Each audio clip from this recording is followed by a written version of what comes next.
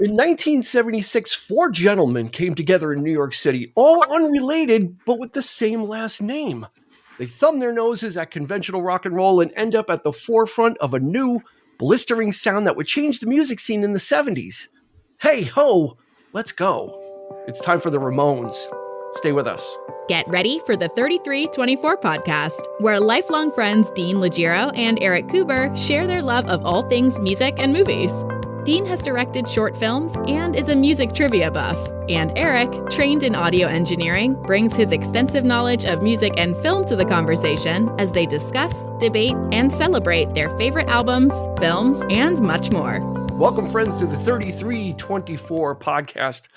Eric, we are roaring into season 5. This is our 5th year of doing this. Can you believe that? Yeah, no. It went by like that. It does. It's quicker. It does go by in a flash. Each year it's a new season that starts, and we can't believe that we've been doing it that long. And I see no reason to stop. So at this point, it's not. What's fun about it too is it's like I've always said. I get to see you every week. So for me, it's a win-win. We get to talk about this stuff. I get to catch up with you every week. So it's maintaining our relationship too. So, that's the most important thing for me. So, I mean, and then of course we drink a little, and then of course, the people that we've brought on and have met, and I've met through this, it's just been a really great ride. A great experience. Of not only us talking about the stuff we love, but bringing people into the circle that enhance what we do, and we're bringing someone back into the circle. I spoke with him one-on-one last year, but now we've got him back as a guest to talk about other music, and I'm so pleased to introduce or reintroduce everybody to Mr. John Irrizarry. How are you, John? I'm doing well, thank you. Welcome, sir. Thank you, Eric. Thank you, Dean. Mm-hmm. Yeah, we spoke with John last year about his album, This Girl, which if you didn't catch that episode, I'm going to relink it in the show notes. You should absolutely listen to that conversation that John and I had. It was so important. We're also going to link to his Bandcamp, where all of his music resides, so you can find out all the stuff that John is doing, and also to his website, which is the catch-all for everything else, because John also plays, or if you're in the Westchester, New York, Dutchess, Putnam County area, John is out there somewhere, usually almost weather permitting every weekend almost. That's John, right? That's true. Keeps me from robbing cars. He is a true road warrior and an excellent musician. I love seeing him play live, whether he's with a duo or with his full band. And I've seen him with a 7 or 8 piece band as well, and each one of those experiences was amazing. Thank you. I'm honored to call him a friend as well. Absolutely. Thank you. It's a pleasure to be here. Thank you for having me on last year, and it's great to kind of go back in the Wayback Machine to talk about the Ramones today. Yeah. It's going to be fun. This was full disclosure, a learning experience for me, but it was an experience I wanted to have. And that's one of the things I love about this show is, we do the stuff that we love, but then we get people that are guests that bring other things to us, right? And force us to kind of take a look at that. And I've been pleasantly surprised in almost every turn from Eric. You remember when we did the Kiss episode, when we did Destroyer? Yeah. And I thought I was gonna hate it. I went in hating Kiss, and I left that episode listening to that album nonstop and really getting a lot of respect for them. So I appreciate what music does for me. It helps open up my mind. That's right, and open me to new experiences that I then internalize. So let's get to it. We're going to do the stats, and then we're going to start this conversation because John Irrizarry has a very special place in this history, being from New York, and being around in that era in CBGBs and Max's when all that hustle and bustle of the music scene was going on. John was there, so he's also going to help guide us with this conversation, but share some of his recollections as well. So, but first off, this album was released in April of 1976, produced by Craig Leon. There were 2 singles released, Blitzkrieg Bop and I Want to Be Your Boyfriend. Neither one charted. Okay. Which is going to be a through line on with the with the Ramones. It did chart on Billboard, but it only hit number 111. It was certified gold, though. It did sell over 500,000 copies eventually. Fun fact: the album only cost $6,400 to record, and it was completed in a week, and that's only $35,000 in today's money. Yeah, so that's still a budget.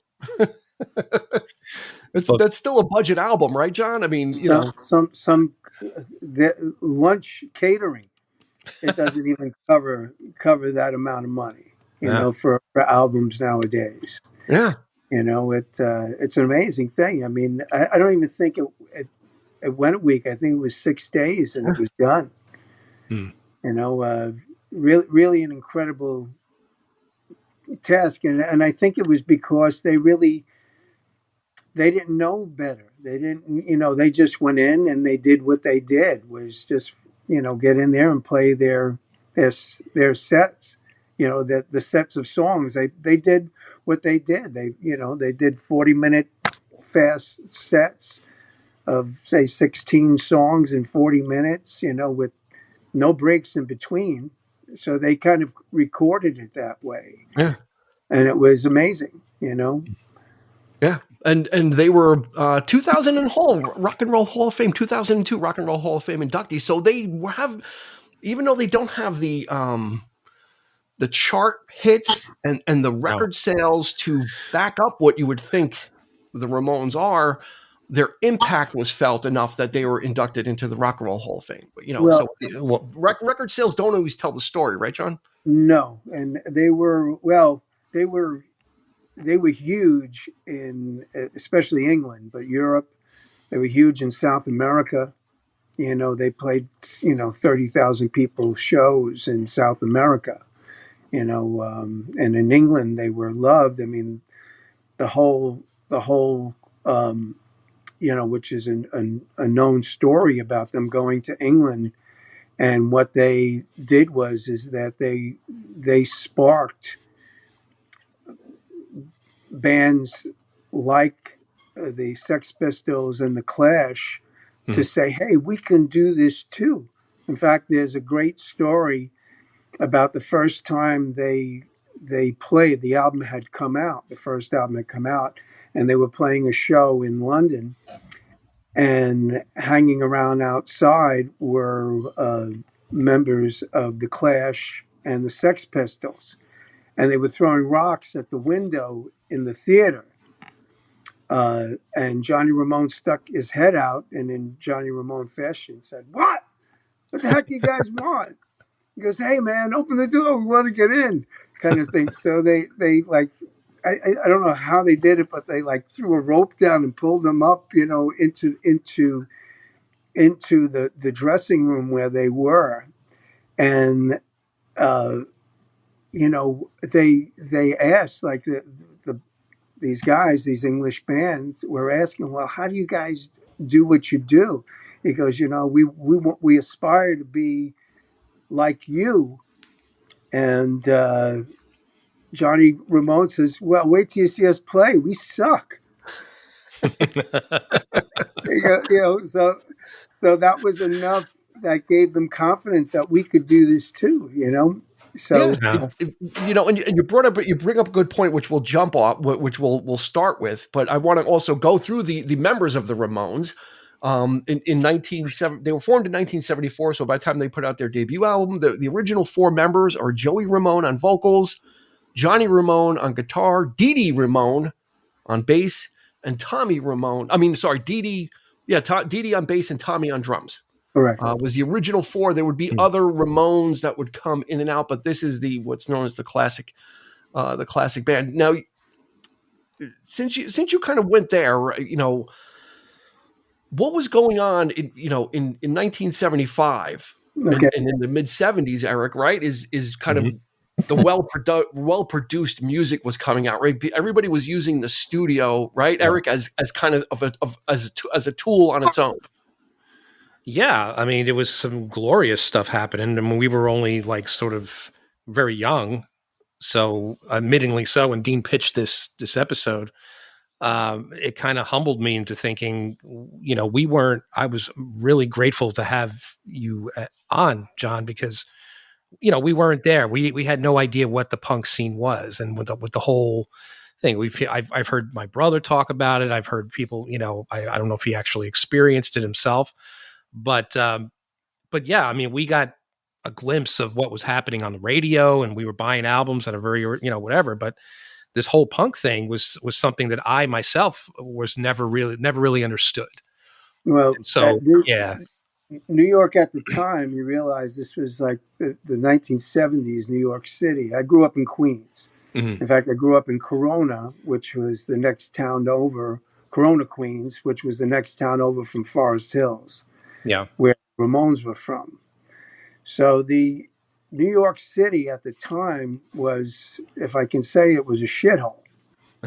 Yeah. It was absolutely a shithole. Like, it was really in decay, was falling apart. Times Square, if you remember at the time, well, if you've seen things at the time, that there was nothing but triple X movies and Mm-hmm. and dirt everywhere, and down in the rest of the city, you were walking around, especially downtown, like the Lower East Side and the Bowery. You were walking over bodies. You didn't know if they were alive or dead. You didn't know, there were hookers on the corners and people fighting, and the smell, everything smelled like a bathroom, and police sirens going off constantly. But for us that grew up in the boroughs, we this was life. It was just normal life. Yeah. We didn't know. Now in retrospect, we can look back. I can look back and I can say, wow, that was just really a crazy time. And we didn't travel alone. We knew enough. We were smart enough to know not to walk around there alone. But so going to places like CBGB's, I graduated high school in 75. So as soon as I turned 18, back then the drinking age was 18. So I went right away down to with friends, namely a friend of mine, John Carlucci, who's now, if I can say this also, he wound up being the bass player for the Fuzz Tones. Okay. And now has a show on Little Steven's show on Sirius. Mm-hmm. He's Speedy John, and he's a DJ on there. But we used to go down with my friend James Scarito, and we'd go down to the clubs. We'd go down to Max's and CBGB's, and kids from Queens, kids from Brooklyn, kids from the Bronx, Manhattan. This was the world that we saw around us. All this dark, really crappy place, but this was our existence. Our world wasn't any bigger than this. So the music that was coming out of CBGB's was reflective of the feeling that we were having. And it's not like we didn't like other music. It's just that we needed a band like the Ramones. Mm. And if you notice, like a lot of the bands from like CBGB's and Max's, and I was fortunate, I got to see all those bands before they got their record contracts. They all were put under one heading of punk, but how different the Ramones were from the Talking Heads. Yeah. They were very different. I mean, there's a thread there. I was thinking about what the thread was. And I think the thread is that there's a little bit of pissed offness in the approach to delivering their music, Mm-hmm. And I think that was reflective of the way we all felt. The subways were dirty. It was graffiti everywhere. Everything. Subways smelled like piss, and just everything was a mess. I mean, CBGB's was horrible smelling. It smelled terrible. The bathroom in CBGBs, and if you had a beer, eventually you were going to have to go there. But you had to man up or woman up and go there. You'd have to do it, but it wasn't pretty. Yeah. It sounds like, you really describe and really paint the picture of kind of a seedy time and what your reality was demanding. And the point I was trying to make before was music at the time had kind of graduated from, the 60s, where they were learning recording techniques and kind of getting to know music. And then we saw a wave in the 70s of just really well produced stuff. Mm-hmm. But then like you say, John, there's this underpinning of this stuff that is stripped away.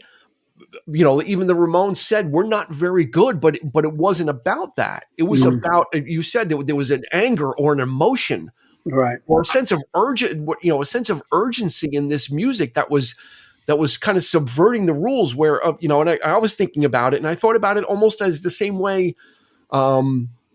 The same way when a lot of people say, oh, when I heard the Beatles, I formed a band the next day.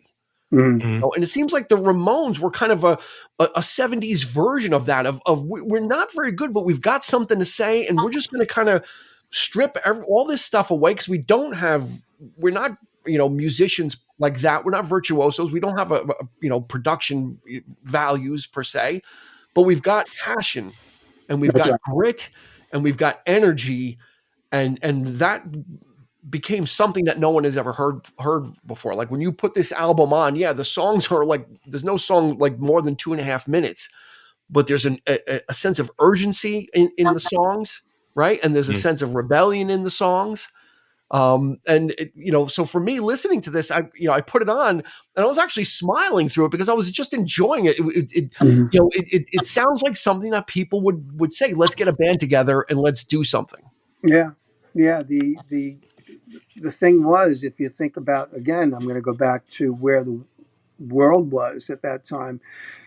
I'm a believer that my theory about the music industry is it's very cyclical. Like you'll have things start from a very raw nature, and then when corporate entities get involved, it becomes bigger and bigger and bigger and bigger, to the point where it becomes not so much about the artistry. It gets washed down, and it the art comes out of the artistic of nature of it, and you had, like, say, from the early 20s or whatever, you had the Jelly Roll Mortons, and you had the Robert Johnsons, and then this is the disclaimer, it doesn't necessarily make bad music. There's a lot of great music that comes after that, but you had, when corporate interests get into it, you have the Duke Ellington Orchestra, you have the Count Basie Orchestra, you have the Tommy Dorsey Band, you have these big entities that the kids can't play it in the basement anymore. Yeah. And then it all collapses. And then you have, after the 40s, you have rock and roll hits and rockabilly hits and all this stuff where kids with cheap guitars can go out and they can make music and they can express themselves and create art. Then you get the same buildup again that happens into going into the 1970s, where you need a $50,000 Moog synthesizer to create rock and roll with ELP and Yes and all this stuff. And then that's on the white side. On the black side, you have the South Soul Orchestra, the Love Unlimited Orchestra. Yeah. So again, we're big again. Yeah. So, and then popular music, if you look at radio, what radio was playing at the time, you had, in the 70s, the mid 70s, you had Olivia Newton-John, and you had Billy Don't Be a Hero, and all this washed down stuff that wasn't bad music, but a kid in the street growing up in New York or any urban area really could not relate to it. Yeah. And everything all of a sudden collapsed again. And on the white side, you have punk, and on the black side, you have rap and hip hop. Yeah, so it's almost like you say. It's almost like a periodic tearing down of everything and stripping it all back and sanding it back to its original form and going from there. It seems like every half generation or so, right? Because in the 60s, it was all those garage bands, right? Those That's right. kind of guys that, the MC5 and the, like some of those bands that were kind of just getting it done down and dirty and really kind of gritty, and just kind of putting music out there. And then things build up again, production gets slicker.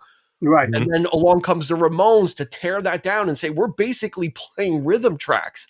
There's no soloing on this album, really. Right. And, it's very raw, and they pretty much just put the pedal to the metal. It's like we're going in, and we're going in fast, and we're going in hard. And I think that's what I enjoyed about this album, about this trip, was just it takes off and it doesn't stop. Right. And so it gets you into a mindset of, which is one of the great things about punk is the songs are short. They get in and they get out, but they make their point by doing so. And that's a smart thing that, some, progressive, we could say progressive rock sometimes overstays its welcome. It gets, self-indulgent. With punk, it was kind of like, here's our message. We're going to repeat it over and over, and then we're going to move on to the next thing. Yeah. Well, that was the thing. You had, that was also the time of the virtuoso guitar players, and you had, not everybody was going to be an Eric Clapton or a Jimmy Page or a Johnny Winter, or God forbid you got into prog rock, and who was going to be an Al Di Meola, like a Return to Forever, you were kids. We couldn't afford, you weren't going to be able to afford these guitars, let alone the Marshall stacks of amplifiers, so we needed something. We needed something to speak for us. You had, right before the Ramones and all those bands hit, you had the New York Dolls, which were very much, musically punks, but they dressed, they were androgynous, they dressed for that, they would, it was more the glam. They had the more glam look. So that wasn't exactly because we couldn't do that either. You'd get the shit kicked out of you, if you walked around the streets dressed like that, Yeah. So the Ramones, bands like the Ramones, they were exactly what we needed, what we needed to speak for us. I remember I had a black leather jacket. I had a black, the motorcycle jacket. I had mine. I had, blue jeans, Levi jeans or Lee jeans, and either a pair of Converse, when they were only like $6 to buy them. Not like now you need $50 to buy a pair of sneakers. Absolutely. A cheap pair of sneakers. Yeah. So, Eric, how did me and you and I are coming from a different viewpoint on this, right? I mean, I know the hits of the Ramones, and I know what the music is. Sure. It's not like I'm foreign to it. So what about you when you gave this a listen through? No, did it connect to some of the stuff? Like I was getting connections to Pearl Jam. I was getting connections to the Green Day stuff we've covered. Of course. I mean, anything that we don't understand, we want to know more. And this is clearly, like John was saying, a product of its environment. There's an attitude to the music. There is an anger. There is that. But when this album came out, the critics everybody just gave it like 10 stars. I mean, every major magazine thought it was the best thing.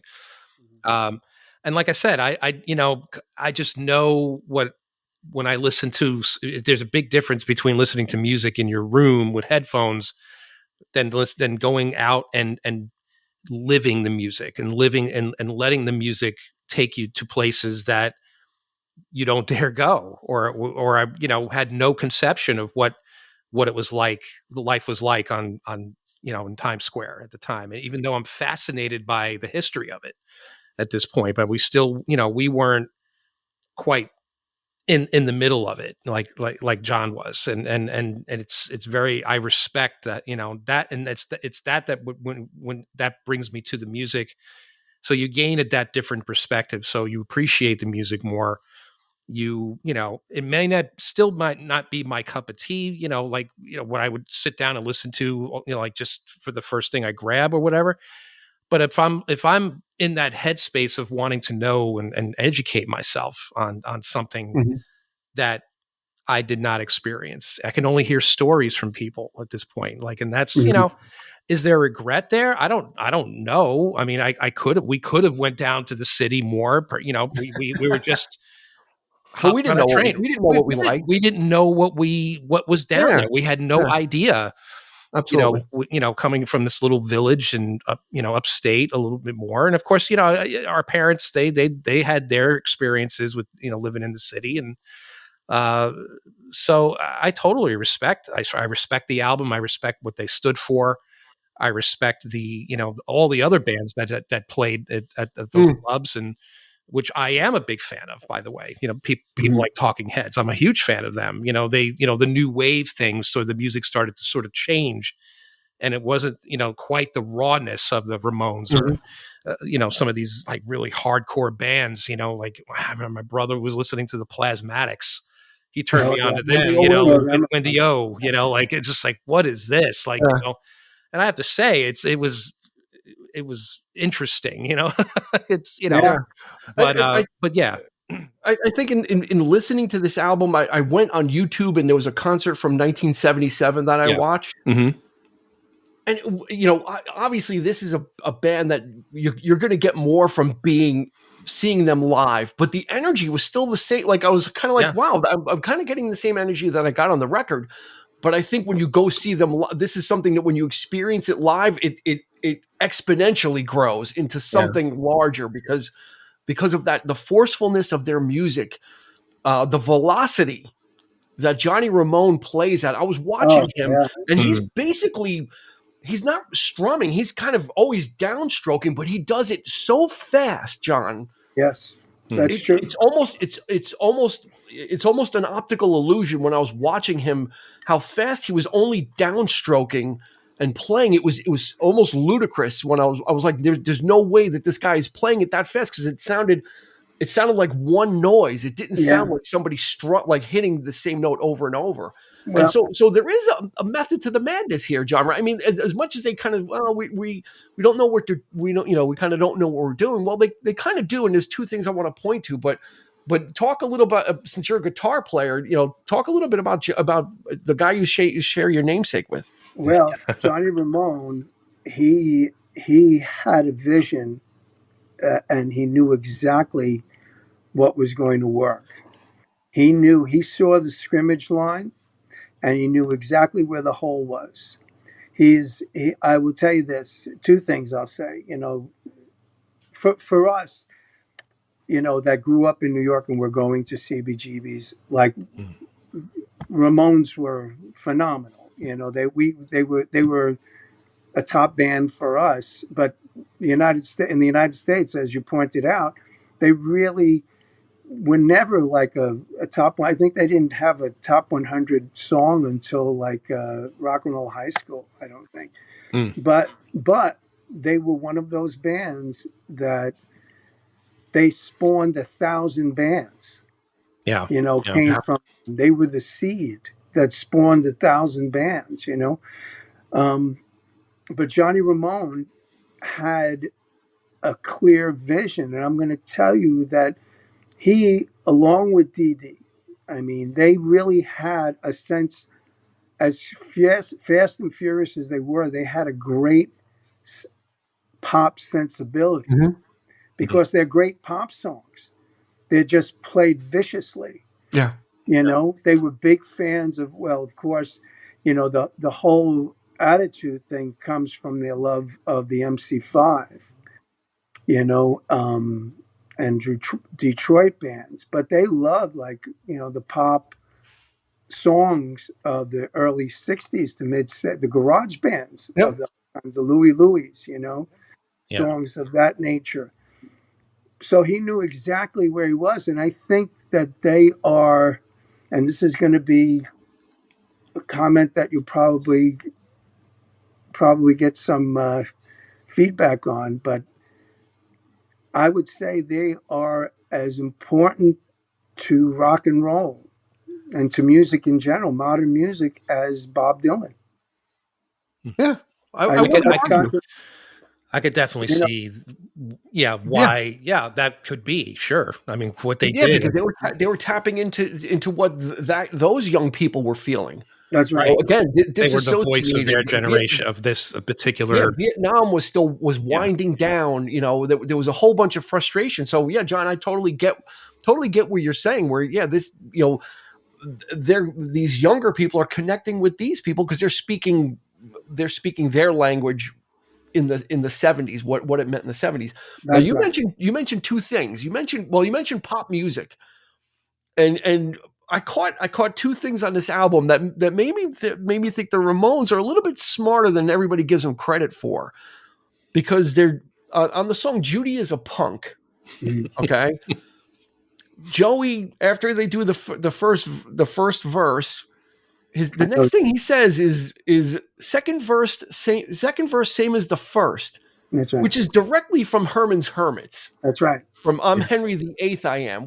So and then the fact that they cover "Let's Dance" by Chris Montez, which is a somewhat obscure. It's not overly obscure. I'm familiar with Chris Montez, so I know the song. Mm-hmm. But the fact that they're going back and kind of harkening back where you said they're writing pop songs, they absolutely are, because they're pulling back. And then they also did a cover later on of that song "California Sun" by the Rivieras. So they are firmly, they're not, you think punk rock, like they're shitting on their roots, and they're not. They're just presenting things in a different way. That's right. Yeah. Right. It's not, they're not reinventing the wheel per se. They're just showing a different way to spin it. That's right. That's true. You're absolutely right. And if it's funny because I hadn't listened to the album in entirety for a while, and I realized that there is a song on the album that is constantly in my head. Like every once in a while, it will pop in my head, and I never connected it to where I knew it from. Uh-huh. And it's "Hey little girl, I wanna be your boyfriend." Now that song was written out, although they are all credited on every song, but that was really Tommy Ramone wrote that song. Yeah. Okay. And that's a pop song. That could have been, like, in fact, I had to look at it because and research about it, because that could have very easily have been written like in the Beach Boy era. Absolutely. Yeah. In the Beatles era, the Mercy, era, it could have very well have been written during that time. I mean, it's fantastic. It's all fantastic. Yeah. I mean, what they're basically doing is taking that stuff, but they're just really, they're speeding it. They're just bringing a whole different energy to it, right? That could have been a ballad. I want to be your boyfriend could have been a surfer girl style ballad, but instead it just becomes something else, which means that this stuff is kind of, it's eternal, right? Being in love, and if they do some other stuff, now I want to sniff some glue, and there is some, they go to some dark places on this record too. Make no mistake, but it's all within the same. Like the music is just like you say, it's just so energetic and so like out there that I don't really even think it. At that point, you're probably not even really paying attention to what they're singing about. You're just you're keeping up with that energy. I think that's how they slip in Hermits, and you don't realize it unless you're kind of catching it. And I'm like, second verse, same as the first. I'm like, that's Henry VIII, I am, from Herman's Hermits. Yeah. That's not a mistake. That's not it. And he didn't make that up. There's a healthy respect. There's a healthy respect for music in general. They know, they obviously like other things. You hear all these stories about how like the punk rockers were out to kill Prague and like just fuck you to anybody who could play more than 3 or 4 chords, or something like that. But it's just I don't think that was, I really, in their case, I don't think that's true of them. Well, I don't know. It wasn't their focus. I think that was more of what you're saying was more of the band, the fan base that developed. Mm-hmm. Started to see things that way, but that was not like the Ramones thing. Like they weren't into the whole like like what the Sex Pistols are doing, like spitting on people Yeah. and throwing up on stage. That wasn't their thing at all. That. So I think everything got lumped into one group, but they were very, very they were, they were different people. They were different personalities, and even as their own like little tribes. Each band was its own tribe, had its own personality that they didn't. As I said before, very different. Ramones very different from the Talking Heads. Yeah. Just really great. Also, I wanted to point this out, that nothing just comes, so many things have to align for any change to happen. And, because we're focused about music, but it just has to be. There would have been no Beatles if it wasn't for Brian Epstein and George Martin. Mm-hmm. Yeah. The same with the Ramones. There would have not been a Ramones if there wasn't a CBGB's for them to play at, and if there wasn't a Seymour Stein of Sire Records to say, hey, I like these guys, and sign them to a record contract, and to really see the potential of something like that. Sire Records is, before there were really indie labels, Sire Records was that type of thing. So it was a subsidiary of Warner, Warner. right? Yeah. Warner Brothers. But it was its own thing. It had its own, they could do what they want. They signed who they want. I mean, Sire Records had, besides the Ramones, had Talking Heads, had Madonna started on Sire Records, So I think it was very important. Seymour Stein was very, very influential in opening the door to the world for these guys. Yeah. That album would have never been made. That album would have never hit England. So would that the punk era that they sparked over there may have never happened. The Ramones may have never gone to England. Yeah. And then this whole thing kind of morphed from punk into new wave. Like it kind of split, reconfigured itself into something again. As it grew, it got smoother, right? And then we saw more instrumentation, and the whole thing builds up again. Now, John, let me ask you, because at this point in your life, you said you just got out into high school. Were you a musician at that point? Were you playing music? And sure. Okay, so what effect, if any, did this have on you? On hearing, you grew up in the Beatles era, right, in the late '60s, and you were there for those changes, and then all of a sudden you're slapped in the face with something that's totally different and energetic. What did that mean for you as a musician? Well, it meant it changed the course of my destiny, really, because as a player, as a young player, I mean, I grew up listening to the Beatles, and the Stones, but really was a big Beatle fan. And then going into the late '60s, early '70s, it was about the Allman Brothers and Johnny Winter and Eric Clapton, Cream, and all that stuff. But then, right before, I had mentioned it before, right before. I felt dejected, because I'm like, well, I like, Return to Forever is good, but I'm never going to be as good as Al Di Meola. I'm not going to be as good as Al Di Meola. I'm not going to be as good as Eric Clapton. Yeah. I'm never going to be able to afford like a Marshall, 40 Marshall stacks, to play music, or these really cool guitars and all this stuff. And I'm not going to be able to play like these guys. I'm not going to play like Jimi Hendrix. I'm not going to be able to play like that. It's just not going to happen. And then all of a sudden, I think it was my friend John Carlucci says, hey, there's something happening downtown. And we go downtown and we go to see this, and it just blew my mind. It blew my mind just being around these people. Just the whole vibe of the place, the whole vibe of CBGBs and Maxes and the bands that were there. And when the Ramones came out, I'm envisioning it in my head right now. When they came out, Johnny Ramone was exactly as you would expect. Didn't talk to anybody. I want to talk to you. I'm going to go up and play, and then I'm going to leave. And they would go up and play. And, Dee Dee would count it in.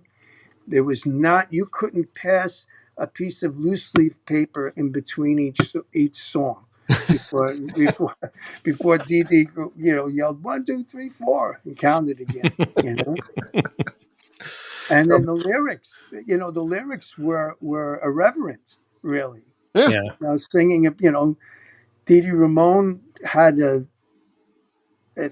thing because he had, drug issues. He'd make money at one time being a male prostitute, So 53rd and 3rd is song, and so they're talking about that. They're doing tongue-in-cheek, not that they were, but they're doing tongue-in-cheek songs about Nazis, and into pop songs. We really wouldn't see that again until Lou Reed had done that, and Warren Zevon had done that, had done things of that nature. But the Ramones were just perfect. They were perfect.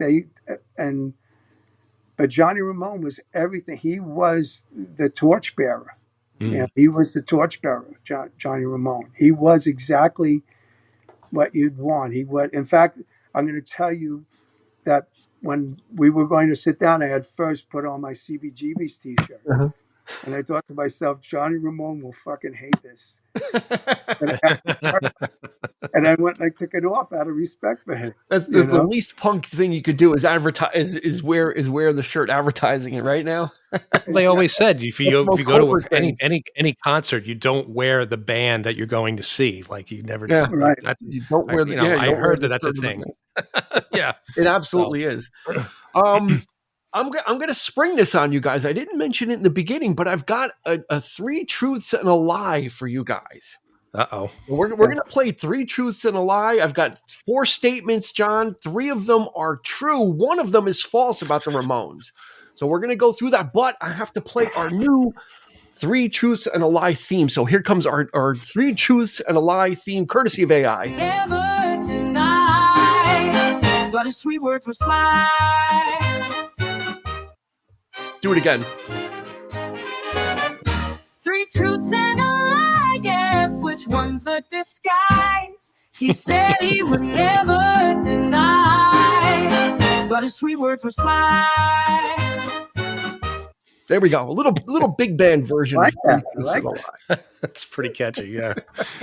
All right. So everybody at home, also, if you've never played with us before, this is a lot of fun. I'm going to read off 4 statements. 3 of them are factual items about the Ramones. 1 of them is false. These 2 gentlemen will have to figure out the truth from the lie. And at home, you can do that as well. And then let us know on Instagram, Facebook, or YouTube. Comment below how you did. I'm going to give John a break. So I'm going to read off the 4 statements, but we'll make Eric go first. And we'll save the ringer for the end. So here comes the 4 statements. 3 of them are true. 1 of them is a lie. Okay. Don't say anything yet. First statement. Green Day frontman Billy Joe Armstrong named his son Joey in homage to Joey Ramone. Statement number 1. Statement number 2. The Ramones never had an album chart higher than number 49. Statement number 3.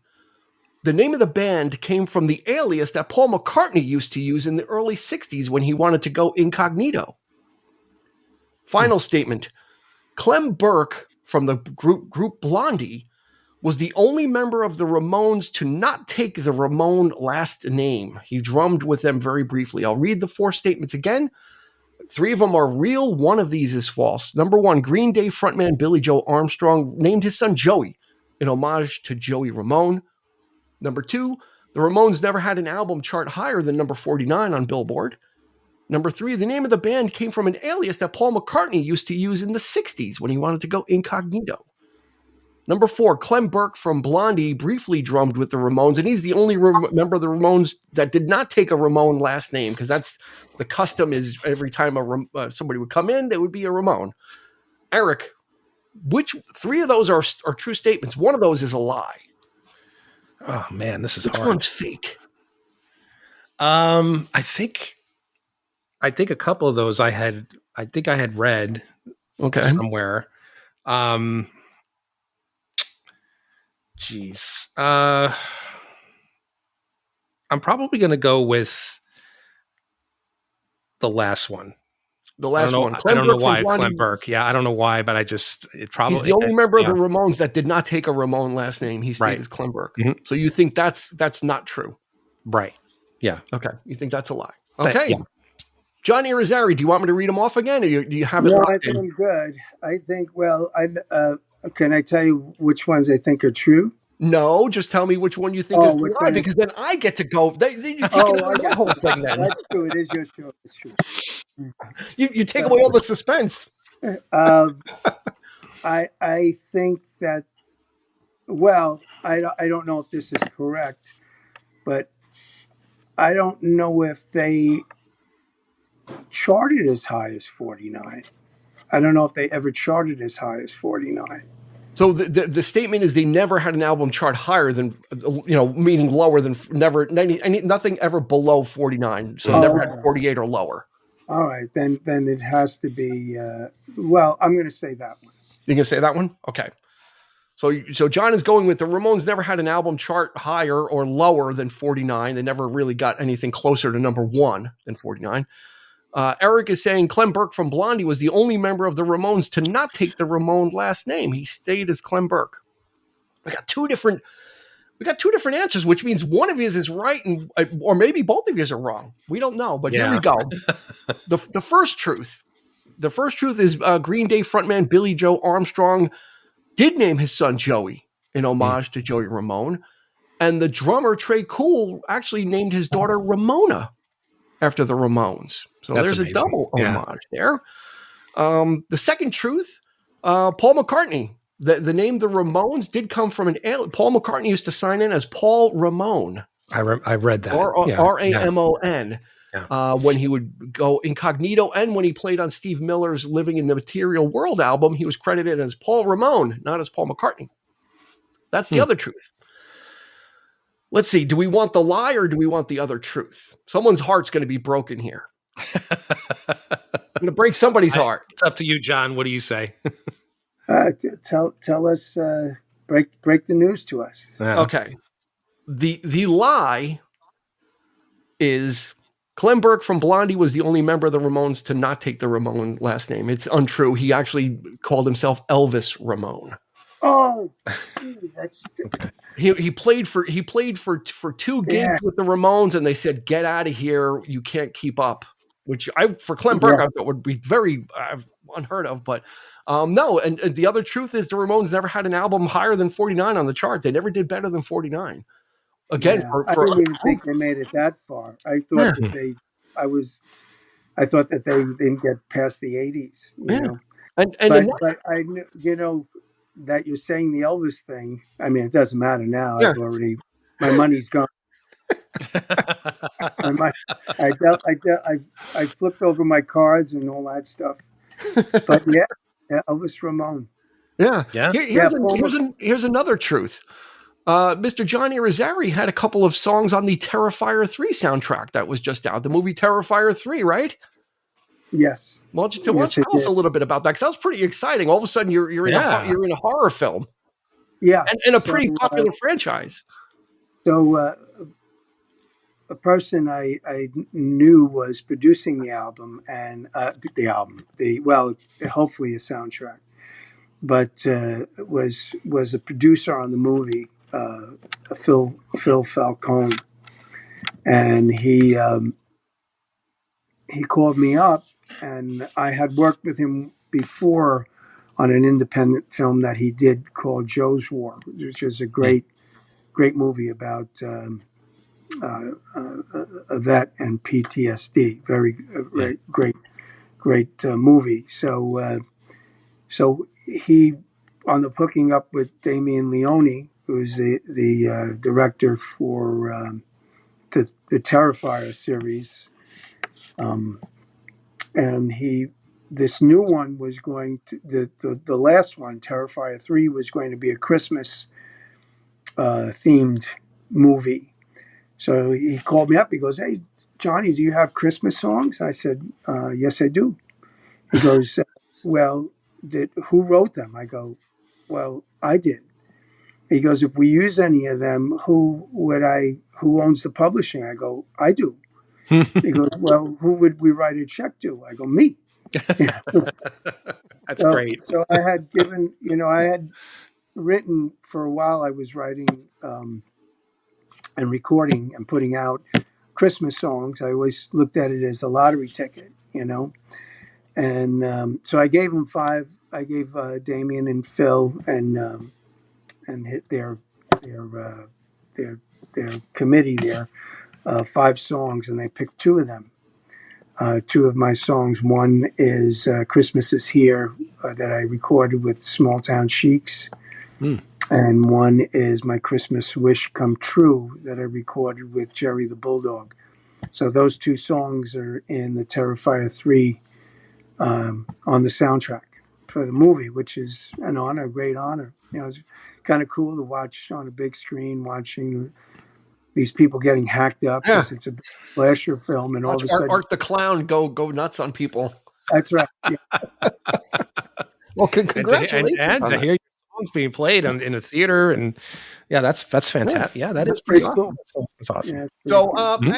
as we wind this down, first of all, John, thank you so much for sharing, kind of giving us the ground level about this. Because I think a lot of this, like I said, we can listen to this stuff now, but for people that were there and that lived it and saw it, it's something different, right? It's something that's more internalized and it's more a part of you, Yeah. So I appreciate you doing that. Before you cut out, we're not cutting out yet, but go ahead. I have one other thing to tell you that I actually jammed with the Ramones. I was in a band. Well, John Carlucci and I and my friend James playing drums. John is a bass player. Mm-hmm. James is a drummer, and we had a band at one time with these 2 at the time young ladies, but they Tish and Snooky, who wound up being part of the band the Sick Fucks. So Tish and Snooky, who owned Manic Panic, and Manic Panic is nowadays a big hair dye, all the colored hair dyes that you see, Cyndi Lauper or somebody like that wearing. They own this big company, that so Manic Panic, if you look it up, it's a big company. So Tish and Snooky were very big on the punk scene. John was bigger than I was on the punk scene, but we had a band together and we played a loft party, and it turned into a jam session with all these different punks. So guys from the Ramones, like Joey Ramone, got up and sang a song or 2. And there was a person named Helen Wheels back then who was a punk, and the drummer from the Tough Darts, which was Robert Gordon's band. I was friendly with him. At the time, he was dating Snooky, so got to hang out with Robert Gordon, and I took him to the Lemon Ice King of Corona for lemon ices, which was a trip. He had his pompadour. Thing happening. And, but yeah, Robert Gordon was there, and Talking Heads, people from the Talking Heads. And it was just a regular loft party because they all knew each other. They were just friends, all them. And I was kind of in the mix of things, And so I got to do that. So sorry, I wanted to. That's a hell of a story. For you, that must have been pretty wild then. Just could have done a whole episode on that alone. You're playing a gig and then all these other people just start showing up. Yeah. That's amazing. Right?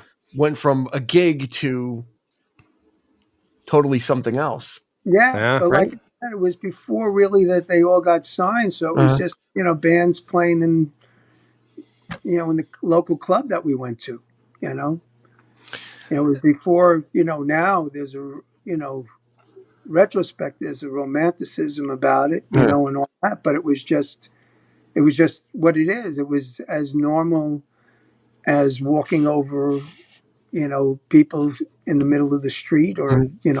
hearing cop sirens. It was just, yeah, we're gonna go see the Ramones tonight. Yeah. We're gonna see Yeah. the Talking Heads. Yeah. It was just a normal thing. Wow. I got a question for you, John. Since you experienced it firsthand, going to see a lot of these bands and such, when was the first time you ever heard the term punk being thrown around? Were there bands back in the late '60s? I had read that Velvet Underground was considered punk, proto punk, things like that, and it was Lou Reed and that kind of stuff. But several other bands sort of with that sort of raw sound too. But the term punk rock, I mean, when did you first hear that? Was that at that time in the mid '70s, or was it? It Or was was at it was at that time. And another thing that is part of the equation of making that scene happen was there was a magazine that was created called Punk Magazine. okay? And it was very simple, but there were people journaling, taking photos of the scene, that, and the magazine was called Punk. So it was already like a name that floated around, but it was a very general thing, like, as I said before, like, not every person that was considered punk was into like throwing up on people and spitting on people, or wearing safety pins through their face and Yeah, stuff. But if you lined 100 punks up, people that could consider themselves punks, you'd get every variation of that, from one yeah, extreme to the other. So I think really, as best I can remember, it was really a name that was there already when I got there. Mm-hmm. okay, Because I graduated in high school in '75, which meant I could get into these clubs. But really, CBGB's opened in like '74, maybe late '73, '74. So it was already open about a year. okay. And it was really the bands, Hilly let them play there, Hilly Crystal. Mm-hmm. He let them play there. He wanted it to be a blue, country and bluegrass place. He didn't, these bands. In fact, when the Ramones went into audition, he told them, he goes, "Sure, you can play here. I don't think anybody's going to care about you, but you're welcome to play here if you want." Little did he know. Little did he know. Right. Yes. Exactly. Yeah. Usually we talk about like we pick our favorite tracks. This album is short enough that I just go listen to the whole thing. Like it is an experience. It was actually a pleasurable listen, and I don't know if people from 75 would want me to call punk rock pleasurable listening, but it actually was, meaning that. Yeah, there's an aesthetic there, and there's an energy there, and I get it. And listening to the album and kind of going through it, it was like a time machine. It was kind of like going back into an era that really evolved into something else and has it. It kind of bobs up. We see grunge kind of with the punk aesthetic again, and like I said, Green Day kind of bubbled up and really kind of was, the standard bearer for the 90s. So it never really went away, but it just evolved. But these guys were really at the forefront. These four musicians were doing something, stripping away rock and roll down to the veneer and then building it back up again. And I think that's what this album is about. So everybody should just absolutely give it a listen. It's just called the Ramones. It's from 1976. It's their debut album. You're going to get all the energy you need absolutely from it. So John Irrizarry, thank you so much for joining us. We're going to put links in the show notes to your website and also to your Bandcamp, so people can check out your music and go ahead and support independent music and musicians. It's where the good stuff is happening. It really is. So John, thank you so much for joining us. We appreciate it. Thank you, Dean. Thank you, Eric. Yeah. I got to get up there. Next time I visit Dean, he's got to let me know when you're playing so we can go check you out. I like to surprise John. I never tell him when I'm coming this way. Just kind of, he sees me and then he gives me a wave. and then it's all good. That's it. And I wind up smiling the rest of the set. It's always great Cool. to see. So that's going to do it for this episode of the 3324 podcast. You can find us on Instagram, Facebook, and YouTube. Go ahead and leave us a comment. Let us know what you thought. Let us know how you did on three truths and a lie. Did I stump you, or did you suss out where I was coming from and get the lie like Eric did? But until we see you next time, for John, for Eric, this has been Dean, and we will catch you on the flip side. You've been listening to the 3324 podcast with Dean Legiro and Eric Kuber. You can find us on your favorite podcast provider, so please like, subscribe, and rate to become a part of the 3324 family. Your feedback is important, so make sure to follow us on Instagram and Facebook at 3324 podcast and on Twitter at 3324p to join the conversation.